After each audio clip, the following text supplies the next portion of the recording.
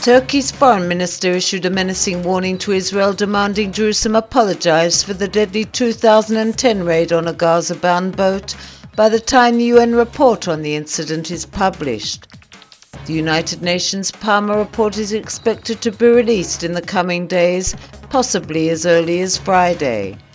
Turkey's Foreign Minister Ahmet Davutoglu warned that if Israel does not apologize for the incident by the time the report is released, Turkey will put Plan B into play.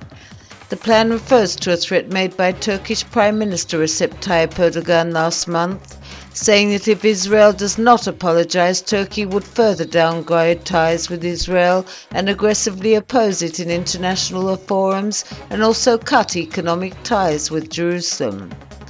Israeli officials said the 102-page report concludes that Israel's naval blockade of Gaza was legal, as was the interception of vessels trying to break the blockade.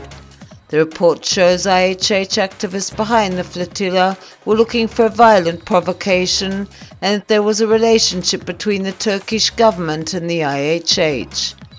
Israeli officials said it also states that soldiers defended themselves after coming up against premeditated violence by those on the ship. Israel has expressed regret for the deaths of 9 Turkish activists and has said it is willing to pay compensation to the families if the Turkish government sets up a fund. A record 2,000 people managed to cross the Egypt-Israel border illegally last month, according to the Population Authority.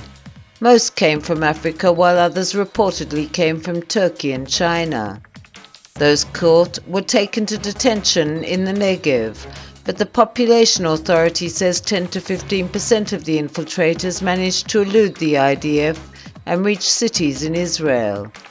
An estimated 300 people reportedly made it to Tel Aviv last month without encountering security forces.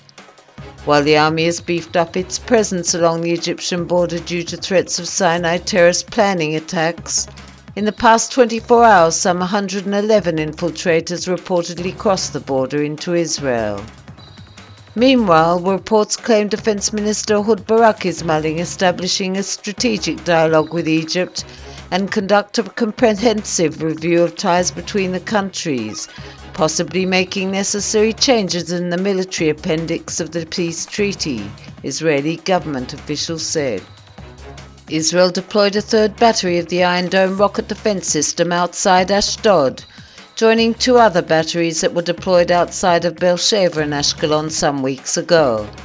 Ashdod Mayor Yehiel Lasri issued a statement thanking the defense establishment for deploying the system outside his city.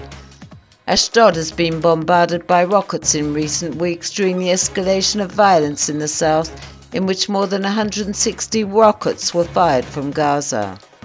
Barak said by the end of 2012 Israel would have 9 operational Iron Dome batteries, including thousands of Tamir interceptors. Each interceptor costs around $50,000 and usually 2 are fired at rockets slated for interception. Earlier this year, the US gave Israel $205 million to buy 4 more Iron Dome batteries. The United Nations nuclear watchdog will once again highlight concern about possible military aspects to Iran's nuclear activities in its upcoming quarterly report. The report is due to be submitted to member states in the coming days. Western officials have dismissed Iran's efforts to show rare openness about its disputed nuclear program as charm offensive. Western nations suspect Iran is trying to use its nuclear program to develop atomic weapons. The Islamic Republic has denied the charge, saying it wants to produce nuclear energy.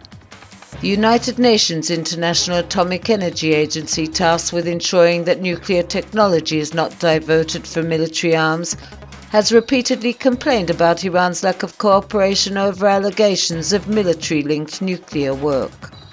Syrian forces raided homes in Hama for the 2nd consecutive day on Thursday, hours after the city's Attorney General declared on YouTube he had resigned in protest against the government's treatment of anti-regime protesters.